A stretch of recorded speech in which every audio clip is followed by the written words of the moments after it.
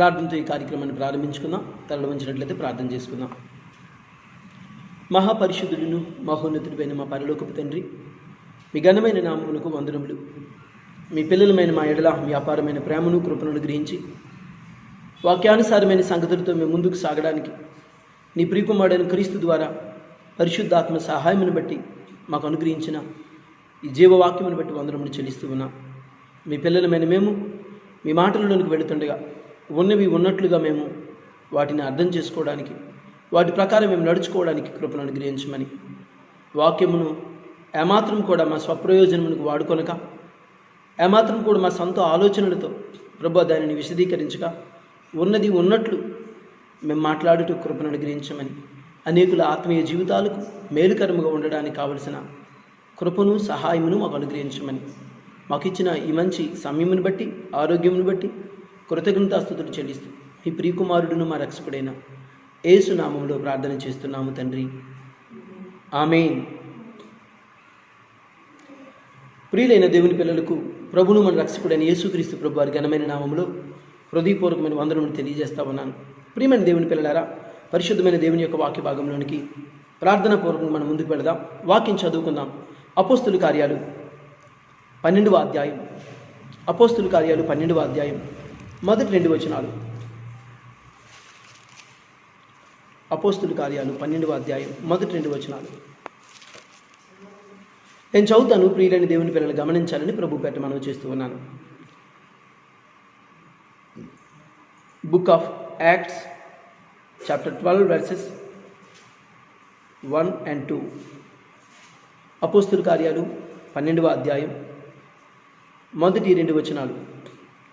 దాదాపు అదే కాలమందు రాజైన హేరోదు సంఘపు వారిలో కొందరిని బాధపెట్టుటకు బలత్కారముగా పట్టుకొని యోహాను సహోదరుడైన యాకోబును ఖడ్గముతో చంపించెను. ప్రియమైన దేవుని పిల్లలారా, చాలా జాగ్రత్తగా ఈ మాటలు గమనించాలని ప్రభు పేట మనవి చేస్తూ ఉన్నాను. దాదాపు అదే కాలమున అని ఉపయోగించబడిన ఈ పదం దగ్గర అంతకుముందుటి కాలంలో, అదే కాలంలో జరిగిన కొన్ని సంగతుల యొక్క ప్రస్తావనని ప్రారంభిస్తూ ఈ 12వ అధ్యాయాన్ని కొనసాగించడం మనం చూడగలుగుతూ ఉన్నాం. దాదాపు అదే కాలమున, ఏ కాలమునంటే యేసుక్రీస్తు ప్రభు వారు వెళ్ళిపోయి అపోస్తులు పరిచర్య ప్రారంభించిన తొలి దినాలు. అపోస్తులు పరిచర్య ప్రారంభించిన తొలి దినాల్లో వేల మంది విశ్వసించి అపోస్తుల మాటను దేవుని మాటగా భావించి విశ్వాసమందు ఆ మాటలను హృదయమునకు హత్తుకొని వారు ఆస్తులు నమ్మి అపోస్తుల పాదముల దగ్గర పెట్టి అందరూ ఒకే తాటి మీద ఏక మనస్సుతో, ఏక తాత్పర్యముతో కూడుకొని దేవుని యొక్క నామాన్ని ఘనపరుస్తున్న తొలి దినాలు.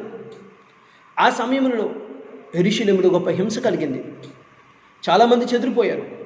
సౌలు నాయన ఇంటంట జొచ్చి అనేకుల్ని హింసిస్తూ ఉన్నాడు. అలాగే స్టెఫను కూడా అదే కాలమున చంపబడిన సంగతి మనం ముందు అధ్యాయంలో గమనించగలుగుతాం. చాలా జాగ్రత్తగా సంఘము ప్రారంభించబడిన, దేవుని రాజ్యం అని పిలువబడుతున్న సంఘము ప్రారంభించబడిన తొలి దినాలలో అపోస్తులు విశ్వాస సంబంధమైన పరిచర్యను ప్రారంభించి అనేకులను దేవుని యొక్క మనసు తట్టు త్రిప్పుతున్న దినాలవి. ఆ దినాలలో జరిగిన సంగతిని మనం గమనించినట్లయితే, ప్రియమైన దేవుని పిల్లలారా, సంఘముగా ఉంటున్న వారు చెదిరిపోతూ ఉన్నారు, హింస కలుగుతూ ఉంది. అలాగే రాజైన హేరోదు శిష్యులలో ఒకరైన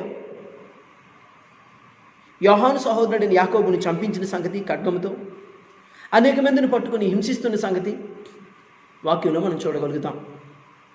ప్రియమైన దేవుని పిల్లలారా, ఈ సంగతులు ప్రస్తావించడానికి గల కారణం ఏంటంటే, క్రీస్తు సంఘం క్రీస్తు ద్వారా, అపోస్తుల తెగింపు ద్వారా విశ్వాసముగా వారు ప్రారంభించిన పరిచర్య తొలి దినాలలోనే అనేక ఒడిదుడుకులు ఎదుర్కొన్నట్లు మనం చూడగలుగుతాం. దానికి కారణాలు ఏవైనా కావచ్చు. హింస జరుగుతూ ఉంది, బలాత్కారం జరుగుతూ ఉంది, శ్రమ జరుగుతూ ఉంది. ఇలాంటి పరిస్థితుల్లో నేడున్న క్రైస్తవుడు స్పందించాల్సిన రీతి, నేడున్న క్రైస్తవునికి ఇలాంటి హింస దొరుకుతుందా, కలుగుతుందా? ఇలాంటి పరిస్థితి ఏదైనా ఎదురవుతుందా? నీ కలిగిన రోగాన్నో, నీ కలిగిన బాధనో, నీ కలిగిన ఆర్థికపరమైన ఇబ్బందినో, కుటుంబ సంబంధమైన సమస్యనో, నేను దేవుణ్ణి నమ్ముకోవడాన్ని బట్టి నాకు ఈ సమస్యలు కలుగుతున్నాయి, ఈ బాధలు కలుగుతున్నాయి అని ఒకవేళ నీవు వాటిని ఏరు కూర్చి జత చేయగలిగితే క్రీస్తుని బట్టి కలిగే హింస వేరు, నీవు నీ కుటుంబంను బట్టి వ్యక్తిగతంగా నీకు కలుగుతున్న రోగము, బాధ, ఆర్థికపరమైన, కుటుంబపరమైన సమస్యలు వేరు. వాటిని క్రీస్తు పరిచర్యతో జత చేయొద్దు. వాటిని క్రీస్తు పరిచర్యతో జత చేయొద్దు. కారణం ఏంటంటే క్రీస్తును బట్టి కలిగే శ్రమ లెక్కలోకి తీసుకుపడుతుంది. క్రీస్తును బట్టి ఎవడైనను నన్ను వెంబడింపకోరిని ఎడల, వెంబడింపకపోయినా శ్రమలున్నాయి, సంతోషాలున్నాయి, బాధలున్నాయి, ఆనందాలున్నాయి. వెంబడిస్తే, ఎవడైనను క్రీస్తుని వెంబడిస్తే తన్ను తాను సిద్ధపరుచుకొని, ఉపేక్షించుకొని, వారి సిలువను వారెత్తుకొని యేసుని వెంబడించాలని దేవుని యొక్క వాక్యంలో మనం చూడగలిగాం. ప్రియమైన దేవుని పిల్లలారా, ఈరోజు కలుగుతున్న హింస, నీ కలిగిన రోగాన్ని దీనితో జత చేసేస్తావు. నీ కలిగిన ఆర్థికపరమైన ఇబ్బందిని కూడా క్రీస్తు కొరకు నువ్వు త్యాగం చేశాను అన్నట్టు మాట్లాడతావు. అసలు క్రీస్తు కొరకు మొదటి తరంలో ఉన్నవారు కావచ్చు, విశ్వాస వీరులుగా పిలువబడిన వారు కావచ్చు, వారు చేసిన త్యాగం, వారు చేసిన పోరాటం, వారు సమర్పించుకున్న వారి జీవిత విధానం అవి నీకు అనవసరం. వాటిని ఇప్పుడు కూడా నువ్వు నీ బ్రతుకుకు అన్వయించుకోవు. నీ కలిగిన వాటిని వారి బ్రతుకు అన్వయించుకొని వారిని పోలి నేనున్నాను అని చెప్పడానికి తాపత్రయపడుతుంటావు. అలా మాట్లాడడానికి, అలా నిన్ను నువ్వు కనపరుచుకోవడానికి ప్రయత్నం చేస్తూ ఉంటావు. కానీ వాక్యం హింసను గురించి, బాధను గురించి, శ్రమను గురించి ఏం తెలియచేసిందో పరిశుద్ధమైన వాక్యంలో మనం చూడగలిగితే అద్భుతంగా, మహాభాగ్యం, శ్రమ మహాభాగ్యం, క్రీస్తు విషయమైన నింద గొప్ప భాగ్యం, కలుగుతున్న కన్నీళ్ళు, బాధలు, చెరసాలు, చంపబడటాలు, దెబ్బలు, అవమానాలు, వీటన్నిటిని వాళ్ళు వరంగా భావించారు, భాగ్యంగా ఎంచుకున్నారు. దేవుని వలన వారికి దొరికిన గొప్ప ధన్యత అని ముడిసిపోయారు. ఆ శ్రమ అనుభవించడానికి వారిని వారు సమర్పించుకున్నారు. ప్రియమైన దేవుని పిల్లలారా, చాలా జాగ్రత్తగా దేవుని మాటలు గమనించాలని ప్రభు పేట మనవి చేస్తూ ఉన్నాం. ఒక అద్భుతమైన లేఖన భాగాన్ని చూద్దాం. 1 కొరింథీయులకు రాసిన పత్రిక 10వ అధ్యాయం, 1 కొరింథీయులకు రాసిన పత్రిక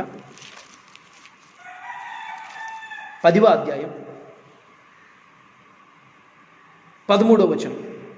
1 Corinthians chapter 10 verses 13. సాధారణముగా మనుషులకు కలుగు శోధన తప్ప మరి ఏదియూ మీకు సంభవింపలేదు. దేవుడు నమ్మదగినవాడు. మీరు సహింపగలిగినంత కంటే ఎక్కువగా ఆయన మిమ్మును శోధింపబడనీయుడు. అంతేకాదు, సహింపగలుగుటకు ఆయన శోధనతో కూడా తప్పించుకుని మార్గమును కలుగు చేయును. చాలా జాగ్రత్తగా మాటలు గమనించాలని మనవి చేస్తూ ఉన్నాను. సాధారణంగా మనుషులకు కలుగు శోధన తప్ప మరి ఏదియూ మీకు సంభవింపకుండా దేవుడు నమ్మదగిన వాడు కనుక మీరు సహింపగలిగినంతకంటే ఎక్కువగా ఆయన మిమ్మల్ని శోధింపబడనీయుడు. అంతేకాదు, సహింపగలుగుటకు ఆయన శోధనతో కూడా తప్పించుకునే మార్గమును కలుగు చేయును. చాలా జాగ్రత్తగా ఈ మాటలు గమనించాలని మనం చేస్తూ ఉన్నానండి. ప్రియమైన దేవుని పిల్లలారా, సాధారణంగా మనుషులకు కలుగు శోధన తప్ప అంటే ప్రత్యేకించి క్రీస్తుని వెంబడిస్తున్నందుకు ఇంకా అంతకంటే ఎక్కువ బాధలు కలిగే పరిస్థితి ఏం లేదు. సాధారణంగా మనుషులు అనుభవించే రోగము, మనుషులు అనుభవించు బాధ, మనుషులు అనుభవించు కష్టము, మనుషులు అనుభవించు ఆర్థికపరమైన, కుటుంబపరమైన ఇలాంటి పరిస్థితులే దేవుడు అనుగ్రహిస్తాడు. అయినను వాటిని సహించడానికి కావలసిన, భరించడానికి కావలసిన సామర్థ్యమును కూడా, తప్పించుకున్నట్టుకు వీలును కూడా కల్పించేవాడై ఉన్నాడు. మరి నీకు దేవుని పరిచర్య విషయంలో కలిగే బాధ విషయంలో, కష్టం విషయంలో, కన్నీళ్ళ విషయంలో వాటిని అనుమతించిన దేవుడే, వాటికి అనుమతించిన దేవుడే వాటి నుండి నిన్ను విడిపించుటకు, వాటి నుండి నిన్ను సంరక్షించుటకు కూడా అద్భుతమైన ఆలోచన నీకు ఇవ్వడానికి సామర్థ్యం కలిగిన వాడై ఉన్నాడు. ప్రియమైన దేవుని పిల్లలారా, ఈరోజు క్రైస్తవ్యానికి కలుగుతున్న హింస ఏంటి? ఈరోజు క్రైస్తవ్యంలో కలుగుతున్న హింస ఏంటి? సంఘాలు చీలికలైపోయాయి, బాధులు మారిపోయాయి, పాదులు మారిపోయారు, వాక్యానుసారంగా వాక్యాన్ని బోధించే పరిస్థితి కనబడడం లేదు. అందరూ ఒక తాటి మీదకి ఏకమనసుతో వచ్చే పరిస్థితి లేదు. మొదటి తరంలో క్రైస్తవులు తమ ఆస్తులు నమ్మి అపోస్తులు పాదముల దగ్గర పెట్టి విస్తారమైన పరిచర్య చేయడానికి చేయి కలిపి ఉజ్జీవింపబడ్డారు. ఉజ్జీవాన్ని తీసుకొచ్చారు. అలాంటప్పుడు వారికి శ్రమ కలిగినా, బాధ కలిగినా, కష్టం కలిగినా వారు ఆ పరిస్థితుల నుండి, వారి విశ్వాసం నుండి తొలగిపోక మరింత స్థిరంగా నిలవబడి దేవుని గణపరచువారుగా ఉన్నారు. ఈరోజు ఏ బాధ కలిగినా, ఏ కష్టం కలిగినా, ఏ ఇబ్బంది కలిగినా దేవుని వల్ల మాకు కలుగుతుంది, దేవుని పరిచర్యలో మాకు కలుగుతుంది అని చెప్పుకుంటున్న వారికి వాక్యానుసారమైన ఒక విన్నపం, ఒక వేడుకోలు, క్రీస్తుని ప్రకటించినందుక నీకు కలుగుతున్న హింస, క్రీస్తు కొరకు నీవు నీ కుటుంబంలో నిలబడినందుక నీకు కలిగిన హింస, క్రీస్తుని బోధించినందుక నీకు పేదరికం, క్రీస్తుని గురించి సాక్షిగా నువ్వు నిలబడినందుక నీకు రోగం, క్రీస్తుని నువ్వు సమాజం ముందు ప్రకటించినందుక నీకు వెలివేత, ఇవేవి కాదు కదా. సంఘంలో ఎప్పటికీ కుల సంబంధమైన బోధలు పోలేదు కదా, కుల సంబంధమైన పాదిరులు పోలేదు కదా. సంఘంలో ఎప్పటికీ ఆచారాలు, వ్యవహారాలు వాక్యమునకు భిన్నంగా వాక్యం ఒకటి చెబుతూ ఉంటే వాక్యమునకు భిన్నంగా ప్రవర్తించే పరిస్థితులు కోకొల్లలుగా కనిపిస్తూ ఉన్నాయి. సంఘం అంటే కేవలం 4 గోడలతో పైకప్పు వేయబడి, ముందునేమో అడ్డంగా నిలువుగా వేయబడిన చక్కలని లేదా సిమెంట్తో వేయబడిన వాటిని సిలువని, వేయబడిన యేసుక్రీస్తు ప్రభువారి ప్రతిమ అని చెప్పబడుతున్న చిత్రాన్ని అక్కడుంచి ఇదే సంఘం అని అనుకుంటున్న వారికి సంఘం అంటే క్రీస్తు శరీరం అని, ఆ శరీరానికి మనం అవయవాలమని, అవయవములుగా నువ్వు చేయాల్సిన పని ఉందని, ఆ పని చేస్తున్నప్పుడు నీ అవయవం గాయపడితే, నీ అవయవం హింసపడితే, నీ అవయవం నిందపడితే, నీ అవయవం ఒకవేళ తెగిపడితే అది క్రీస్తు శరీరానికి క్షమాభివృద్ధి కలిగిస్తుందని ఎవరు బోధించగలుగుతారు? ఎవరు చెప్పగలుగుతారు? ప్రియమైన దేవుని పిల్లలారా, శరీరంలో విడుదల పొందడాన్ని ఆశీర్వాదం అనుకుని, శరీరంలో విడుదల పొంది భూ సంబంధమైన ఐశ్వర్యమును, ఉద్యోగములను, సంపదలను కలిమినంత వెనకేసుకుంటే ఆశీర్వాదం అనుకుని, అలాంటి బోధతో బుర్ర నిండా ఆ బోధలతో నింపబడి వాక్యమును తప్పుగా అర్థం చేసుకుంటూ నీకు అవసరమైన ఆత్మీయ సంబంధమైన సంగతులను విడిచిపెట్టి ఆత్మీయ సంబంధమైన స్థితి గురించి ఆలోచించక భూ సంబంధంగా నీ శరీరాన్ని సుఖపెట్టేవి ఏం దొరుకుతాయని పాటలోను అదే, ప్రార్థనలోనే అదే, వాక్యంలోనే అదే, బోధ అదే, ఉదయం లేచింది మొదలుకొని రాత్రి పడక మీదకు వెళ్ళినంత వరకు నెత్తి నోరు కొట్టుకొని ఈ శరీరాన్ని సుఖపరచుకోవడానికి అవసరమైన వనరులను సమకూర్చుకోవడానికి నువ్వు పరిగెడుతున్న పరుగులో అపోస్తలుడైన పౌలు పరిగెత్తిన ఆ పరుగు పందెం ఏంటి? అతను పరిచయం చేసిన ఆ పరుగు పందెం ఏంటి? ఈరోజు నువ్వు పరిగెత్తున్న పరుగు పందెం ఏంటి? నీ కొరకు నువ్వు పరిగెత్తున్న పరుగు పందెంలో కష్టం కలిగితే అది క్రీస్తు వల్ల కలిగినదనా? బాధ కలిగితే అది క్రీస్తు వల్ల కలిగిందనా? సాధారణంగా మనుషులు కలుగు శోధన తప్ప పరిచర్యలు నీకు అంతకంటే ఎక్కువేమీ ఇవ్వడం లేదు కదా ఆయన. దేవుని పరిచర్యలో దేవుని పిల్లలముగా వాక్యానుసారంగా నడుచుకుంటూ వాక్యానుసారమైన ఫలమును ఫలించడానికి వాక్యమునకు భిన్నముగా ఉన్న ఏ పరిస్థితిని మన బ్రతుకులో అనుమతించక దేవుని సంతోషపెట్టి పిల్లలంగా నడవడానికి ఎప్పుడు తీర్మానం తీసుకోగలుగుతాం? క్రైస్తవ్యం మొదటి శతాబ్దపు క్రైస్తవ్యంగా ఎప్పుడు మార్చబడుతుందో అప్పుడే భాగ్యాన్ని అనుభవించగలుగుతుంది. క్రైస్తవ్యం మొదటి శతాబ్దపు ప్రార్థనాపూర్వకమైన ఐక్యత ఎప్పుడు కలిగి ఉంటుందో, ఏక మనస్సు ఎప్పుడు కలిగి ఉంటుందో ఆ ఉజ్జీవాన్ని మరలా మనం కలిగి ఉండగలుగుతాం. మనకి శత్రువులు ఎవరు లేరు.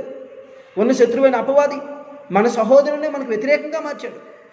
బోధన మార్చాడు, కులాలు పెట్టాడు, మతాలు పెట్టాడు, పరలోకపు తండ్రి అని దేవుని ఎరగని పరిస్థితిని తీసుకొచ్చాడు. నిజాయితీగా దేవుని వెంబడిస్తున్న వారిని హింసించే పద్ధతిని తొలి దినాలలోనే ప్రారంభించాడు. దేవునికి నచ్చినట్లు ఎవరైనా ఉంటే దేవునికి నచ్చిన వారు, దేవునికి నచ్చిన వారిని, దేవుడు మెచ్చిన వారిని చంపే పద్ధతి ఆది ఆదాము యొక్క గర్భంలో నుండి వచ్చిన పిల్లలు మొదలుకొని ప్రారంభించబడింది. ఈరోజు కొత్తగా పరిచయం చేసుకోవాల్సిన అవసరం ఏం లేదు. కానీ నీ కలుగుతున్న బాధ, కష్టం, కన్నీళ్ళు ఇవన్నీ ఉన్నాయే, వీటన్నిటినీ క్రీస్తుని వెంబడించడం వల్ల, క్రీస్తుని నమ్ముకోవడం వల్ల నీకు కలుగుతున్నాయి అనుకుంటే అది పొరపాటు. క్రీస్తుని బట్టి నీకు కలిగినవి ఏమీ లేవు. క్రీస్తుని బట్టి నీకు కలుగుతున్న హింసలేమీ లేవు. అలా క్రీస్తుని బట్టి ప్రకటిస్తున్నప్పుడు అసలు క్రీస్తు యేసును కలిగిన మనసును మనం ధరించుకుని ముందుకు వెళ్ళగలిగినట్లయితే అప్పుడు కలిగే బాధ కానీ, కష్టం కానీ, కన్నీళ్ళు కానీ నీకు వరముగా మారిపోతుంది, భాగ్యంగా మారిపోతుంది. నా బ్రతుకులకు ధన్యతని తీసుకొస్తుంది. ఒక అద్భుతమైన వచనం చూద్దాం ప్రియమైన దేవుని పిల్లలారా. ఒక అద్భుతమైన వచనం రెండవ కొరింథీయులకు రాసిన పత్రిక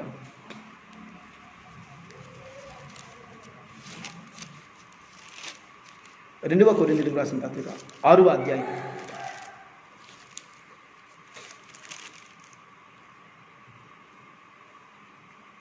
6వ అధ్యాయం 2వ కొరింథీయులకు రాసిన పత్రిక 6వ అధ్యాయం. నేను చదువుతాను, ప్రియులైన దేవుని పిల్లలు గమనించాలని ప్రభు పేట మనవి చేస్తూ ఉన్నాను. నేను చదువుతాను, ప్రియులైన దేవుని పిల్లలు గమనించాలని మనవి చేస్తూ ఉన్నాను. కాగా మేము ఆయన తోడి పనివారమై మీరు పొందిన దేవుని కృపను వ్యర్థము చేసుకొనవద్దని మిమ్మల్ని వేడుకొనిచున్నాము. అనుకూల సమయమందు నీ మొరను ఆలకించితిని, రక్షణ దినమందు నిన్ను ఆదుకొంటిని అని ఆయన చెప్పుచున్నాడు కదా. ఇదిగో ఇప్పుడే మిక్కిలి అనుకూలమైన సమయము, ఇదిగో ఇదే రక్షణ దినము. మా పరిచర్య నిందింపబడుకుంటూ నిమిత్తం ఏ విషయంలోనైనను అభ్యంతరమేమీ కలుగజేయక శ్రమలు యందును, ఇబ్బందులు యందును, ఇరుకులు యందును, దెబ్బలు యందును, చెరసాలలోను, అల్లరుల్లోనూ, ప్రయాసములోను, జాగరములోను, ఉపవాసములోను మిగిలి ఓర్పు గలవారమై పవిత్రతతోనూ, జ్ఞానముతోనూ, దీర్ఘశాంతముతోనూ, దయతోనూ, పరిశుద్ధాత్మ వలనను, నిష్కపటమైన ప్రేమతోనూ, సత్యవాక్యము చెప్పుట వలనను, దేవుని బలము వలనను, కుడి ఎడమల నీతి ఆయుధములు కలిగి. అద్భుతమైన లేఖన భాగం అండి. ప్రియమైన దేవుని పిల్లల పరిచర్య ప్రారంభించిన అపోస్తలుడు వారు పరిచర్య ప్రారంభిస్తున్న ఆ పరిస్థితుల్లో కలుగుతున్న ప్రతి బాధ, ప్రతి హింస క్రీస్తుని ప్రకటిస్తున్నప్పుడు వారి కొరకు వారు బ్రతకడానికి పరిగెత్తే పరుగు కాదండి. వారి ఆహారం కొరకు వారు పరిగెత్తున్న పరుగు కాదు. వారి వస్త్రం కొరకు వారు పరిగెత్తున్న పరుగు కాదు. వారు బ్రతకడానికి అవసరమైన వనరులను సమకూర్చుకోవడానికి పరిగెత్తుతున్న పరుగు కాదు అది. ప్రియమైన దేవుని పిల్లలారా, పరిచర్య చేయడానికి, సత్యవాక్యము చెప్పడానికి, పవిత్రతతోనూ, జ్ఞానముతోనూ, దీర్ఘశాంతముతోనూ, దయతోనూ, పరిశుద్ధాత్మ వలనను, నిష్కపటమైన దేవుని యొక్క వాక్యమును, దేవుని యొక్క ప్రేమను పరిచయం చేయడానికి వారు వెళుతున్నప్పుడు వారు కలుగుతున్న బాధలు, ఇబ్బందులు, కష్టాలు, కన్నీళ్ళు, వాటన్నిటిని వారు సహించడాన్ని, వారు భరించడాన్ని ఇష్టంగా ఎంచుకున్నారండి. ఇష్టంగా ఎంచుకున్నారు. భాగ్యం, ఇది భాగ్యం. క్రీస్తు విషయమైన నింద గొప్ప భాగ్యం, క్రీస్తు విషయమైన శ్రమ గొప్ప భాగ్యం. క్రీస్తుని ప్రకటించడానికి సమాజంలో వెళుతున్నప్పుడు మాకు కలుగుతున్న ప్రతి హింస భాగ్యం, భాగ్యం, భాగ్యం అని ఎంచుకున్నారు. మొదటి శతాబ్దంలో పరిచర్య ప్రారంభించబడిన తొలి దినాలలో అదే దినముల యందు, ఆ దినముల యందే యోహాను సహోదరుడైన యాకోబు కత్తితో చంపబడ్డాడు. రాళ్ళ చేత స్టెఫను చంపబడ్డాడు. మొదటి తరం ప్రారంభించబడిన ఆ క్రైస్తవ సమాజం హింసలు కలిగి, బాధలు కలిగి చెదిరిపోయారు. ఈరోజు చక్కగా సంఘముని పిలువబడుతున్న మందిరంలో, కట్టబడిన కాంక్రీట్ కట్టడంలో చక్కగా ఓసీగా ఏసీ ఎక్కడుందో, ఫ్యాన్ ఎక్కడుందో అక్కడ కూర్చొని నీ శరీరాన్ని అలయకుండా సుఖపెట్టుకుంటూ, ప్రార్థనకు మోకరించక, కన్నీళ్లతో దేవుని బ్రతిమలాడుకొనక, నీ పిల్లల విషయమై, నీ భర్త విషయమై, నీ భార్య విషయమై, నీ కుటుంబ విషయమై, నీ చుట్టూ ఉన్న ప్రజల యొక్క రక్షణ విషయమై ఏమాత్రం కూడా సిగ్గుపడక, వాటి కొరకు, ఆ అవసరతల కొరకు ప్రార్థించక, నిష్కపటమైన ప్రేమతో దేవుని పరిచర్య చేయడానికి నీకున్న వనరులను ఉపయోగించక, నీకు ఏదైనా బాధ కలిగినప్పుడు ఇదిగో ఇది నేను యేసుని నమ్మబట్టే, ఇదిగో ఇది నేను యేసుని వెంబడించబట్టే అని నీకు కలిగిన శారీరక పరమైన నీ అవసరాల కొరకు నువ్వు పరిగెత్తున్నప్పుడు కలిగిన ఆ బాధను దేవుని పరిచర్య చేస్తూ అపోస్తులు అనుభవించిన బాధతో సరిపోల్చడం ఎంతవరకు సమంజసం? చంపబడుతున్నారా? గాయపరచబడుతున్నారా? అవమానించబడుతున్నారా? వెలివేయబడుతున్నారా? త్రోసివేయబడుతున్నారా? సుఖముగానే దేవుని యొక్క వాక్యం వినే పరిస్థితులు నీ కంటి ముందు కనబడుతున్నాయి కదా. ఈ పరిస్థితుల్లో కూడా నమ్మకత్వం లేకపోవడం విచారకరం, సిగ్గుచేటు. ప్రార్థనాపూర్వకమైన ఆలోచనలతో విశ్వాస సంబంధమైన ఫలములను దేవుని కొరకు ఫలించలేని గొడ్రాలు వంటి స్థితిలోనికి వెళ్ళిపోవడం, కాపులేని స్థితిలోనికి వెళ్ళిపోవడం, చేదైన ఫలమును ఫలించే స్థితిలోనికి వెళ్ళిపోవడం ఎంతవరకు సమంజసం? ప్రియమైన దేవుని పిల్లలారా, దేవుని మాటలు గమనించాలని ప్రభు పేట మనం చేస్తూ ఉన్నాం. ఏదైనా హింస కలిగితే, ఏదైనా బాధ కలిగితే దానిని పరిచర్యకి ఆపాదించడం ఎంతవరకు సమంజసం? ఎంతవరకు? నువ్వు 10వ తరగతి పాస్ అయ్యి, నువ్వు 10వ తరగతి పాస్ అయ్యి నేను ఐఏఎస్ పాస్ అయ్యానని చెప్పుకోవడం ఎంతవరకు సమంజసం? నేను గ్రూప్ 6 సెలెక్ట్ అయ్యానని చెప్పుకోవడం ఎంతవరకు సమంజసం? ఎంతవరకు సమంజసం? ఆలోచించండి. నీకు ఏదైనా కలిగిన చిన్న హింసని పరిచర్యకి రుద్దడం, యోగ్యమైన పరిచర్యకి రుద్దడం, పరిచర్యతో దానిని కలిపి మాట్లాడడం ఎంతవరకు సమంజసం? క్రీస్తుని ప్రకటించినందుకు చంపబడ్డారు, వెలివేయబడ్డారు, వస్త్రహీనులుగా ఉన్నారు, ఆకలితో ఉన్నారు, దప్పికలతో ఉన్నారు, కొరడాలతో కొట్టబడ్డారు, కత్తులతో చంపబడ్డారు. అయినా ఆ పరిస్థితులన్నిటినీ భాగ్యమని ఎంచుకున్నారు. విశ్వాస వీరులుగా ప్రారంభించబడిన తొలితరం నాయకులు మోసే అద్భుతమైన దేవుని యొక్క పరిచర్య చేసిన నాయకునిగా మనకు కనబడుతుంది. అతనిని గూర్చి హెబ్రీ గ్రంథకర్త మాట్లాడుతూ ఐగుప్తు ధనము కంటే క్రీస్తు విషయమైన నింద భాగ్యమని ఎంచుకున్నాడు.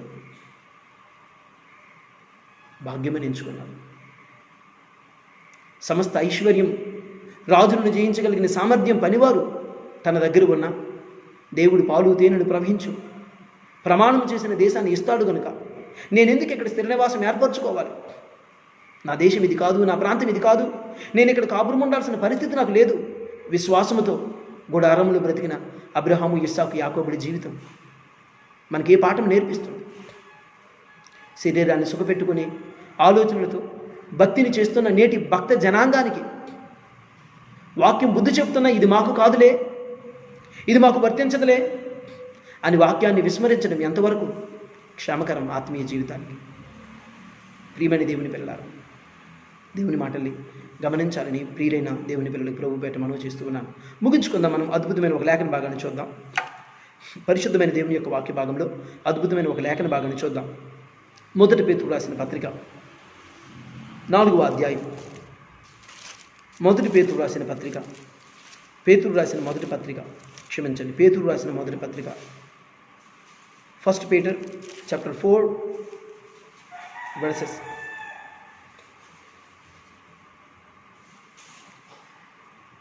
12 to 16, 12, 13, 14, 15, 16. పేతురు రాసిన మొదటి పత్రిక 4వ అధ్యాయం 12వ వచనం నుండి 16వ వచనం వరకు నేను చదువుతాను. స్పష్టంగా ప్రియులైన దేవుని పిల్లలు గమనించాలని మనం చేస్తూ ఉన్నాం. ప్రియులారా, మిమ్మల్ని శోధించుటకు మీకు కలుగుచున్న అగ్ని వంటి మహాశ్రమను గురించి మీకేదో ఒక ఎంత సంభవించినట్లు ఆశ్చర్యపడకుడి. క్రీస్తు మహిమ బయలుపరచబడినప్పుడు మీరు ఆనందముతో సంతోషించు నిమిత్తము క్రీస్తు శ్రమలలో మీరు పాలువారై ఉన్నంతగా సంతోషించుడి. క్రీస్తు నామము నిమిత్తము మీరు నింద పాలైన ఎడల మహిమా స్వరూపి అయిన ఆత్మ అనగా దేవుని ఆత్మ మీ మీద నిలుచుచున్నాడు గనుక మీరు ధన్యులు. మీలో ఎవడను నరహంతకుడిగా కానీ, దొంగగా కానీ, దుర్మార్గుడిగా కానీ, పరుడు జోలికి పోవాడుగా కానీ బాధ అనుభవింప తగదు. ఎవడైనను క్రైస్తవుడైనందుకు బాధ అనుభవించిన ఎడల అతడు సిగ్గుపడక ఆ పేరును బట్టి దేవుని మహిమపరచవలెను. ప్రియమైన దేవుని పిల్లలారా, ఈ మొదటి పేతురు రాసిన ఈ పత్రికలో 4వ అధ్యాయం 12వ వచనం నుండి 16వ వచనం వరకు మీకు కలుగుతున్న బాధ, మహాశ్రమ, కష్టం, కన్నీళ్ళు, వీటన్నిటి గురించి మీరు పెద్దగా ఆశ్చర్యపోవద్దు. ఏదో నాకు జరుగుతుంది అన్నట్లు వింతగా యోచించొద్దు. ఏదో ఇది నాకే సంభవిస్తుంది, ఇది నా విషయంలోనే ఎలుగుందని చెప్పి మీరు విభ్రాంతి నొందొద్దు. ఇదేదో ఆశ్చర్యపడిపోవలసిన విషయం కాదు. క్రీస్తు ద్వారా మనకు ముందుగానే చెప్పబడింది. క్రీస్తు మహిమ బయలుపరచబడినప్పుడు మీరు ఆనందంతో సంతోషముగా ఉన్నంతగా సంతోషించుడి.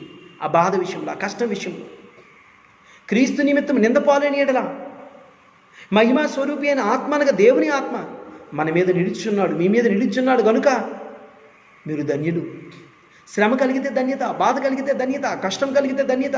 అది దేవుని పరిచర్యలో క్రీస్తు మనకు అప్పగించబడిన బాధ్యతను మనం మోసుకుంటూ వెళ్ళినప్పుడు, క్రీస్తు మనకు అప్పగించిన ఆ పరిచర్యను అనేకులకు మనం అందివ్వడానికి ప్రయత్నం చేసినప్పుడు అలా కలుగుతున్న ఆ బాధ, ఆ హింస, ఆ కష్టం దేవుని ఆత్మ మన మీద నిలుచున్నది కనుక అది గొప్ప భాగ్యమని దేవుని యొక్క వాక్యం సూచిస్తూ ఉంది. ప్రియమైన దేవుని పిల్లల, ఎవడైనను క్రైస్తవుడైనందుకు బాధ అనుభవించిన ఎడల అతడు సిగ్గుపడక ఆ పేరును బట్టి దేవుని మహిమపరచాలట. బాధ కలుగుతుంటే, కష్టం కలుగుతుంటే ఆ పరిస్థితిని బట్టి దేవుని మహిమపరిచి దేవుని కొరకు స్థిరంగా నిలబడగలిగిన మాదిరి కలిగిన విశ్వాస జీవితం ఈరోజు క్రీస్తు శరీరమును ధరించుకున్న క్రైస్తవునిగా పిలువబడుతున్న ప్రతి వ్యక్తి జీవితానికి అప్లై చేసుకోవాల్సిన అవసరం ఉంది. అన్వయించుకోవాల్సిన అవసరం ఉంది. నీ కలుగుతున్న శారీరక శ్రమ క్రీస్తు విషయంలో కలిగింది కాదు, రోగం క్రీస్తు విషయంలో కలిగింది కాదు. నువ్వు పరిచర్య నిమిత్తం బాధ అనుభవించడం లేదు, పరిచర్య నిమిత్తం కష్టం అనుభవించడం లేదు, పరిచర్య నిమిత్తం నువ్వు పేదరికాన్ని అనుభవించడం లేదు. ఒకవేళ పరిచర్య నిమిత్తం అయితే దేవుని ఆత్మ నీ మీద నిలిచి ఉన్నది కనుక నువ్వు ధన్యుడు అవుతావు, ధన్యురాలు అవుతావు. అట్టి ధన్యతతో కూడిన పరిచర్య, అట్టి ధన్యతతో కూడిన భాగ్యం దేవుని పిల్లలమైన మనం అనుభవించడానికి, వాక్యానుసారమైన ఫలమును ఫలించడానికి క్రీస్తు యేసునకు కలిగిన ఈ మనస్సును మనము ధరించుకొని విశ్వాస సంబంధమైన మంచి పోరాటం పోరాడి క్రీస్తు కొరకు. ఆయన ఏమైనా ఊరికే సుఖపడలేదండి. ఆయన శ్రమలలో మనము పాలివారు, ఆయన శ్రమలలో మనము పాలివారు. అంతే తప్ప ఆయన సుఖపడి నీకు శ్రమనీయలే. ఆయన శ్రమ పడ్డాడు, ఆ శ్రమలలో నువ్వు భాగస్థుడు అయ్యావు. ఈ భాగం క్రీస్తు పరిపాలించబోయే రాజ్యంలో నీకు భాగాన్ని తీసుకొచ్చి పెడుతుంది, భాగ్యాన్ని తీసుకొచ్చి పెడుతుంది, నిన్ను ధన్యుడిగా చేస్తుంది. అట్టి ధన్యత దేవుని పిల్లలమైన మనం అనుభవిద్దాం. వాక్యానుసారమైన విశ్వాస సంబంధమైన పరుగును ప్రారంభిస్తూ దేవునికి సంతోషం కలిగించగలిగిన పరిచర్యను చేద్దాం, ధన్యులంగా జీవిద్దాం. తలలు వంచినట్లయితే ప్రార్థన చేసుకుందాం ప్రతి ఒక్కరం కూడా.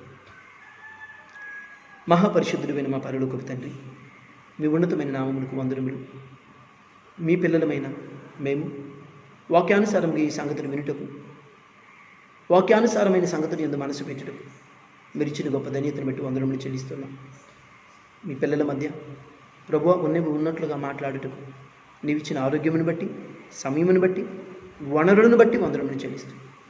క్రీస్తు యేసునకు కలిగిన ఈ మనసును మేము ధరించుకుని ప్రభువా విశ్వాస సంబంధమైన మంచి పోరాటం పోరాడే యోధులుగా ఆకలిలోను, దప్పికలోను, వస్త్రహీనతలోను, కరువులోను, కష్టములోను, పరిస్థితులు ఏవైనప్పటికీ పరిచర్య సంబంధమైన ప్రతి హింసను భాగ్యమని ఎంచుకుని ముందుకు నడిచే విశ్వాస స్థిరమైన జీవితాన్ని మాకు అనుగ్రహించండి.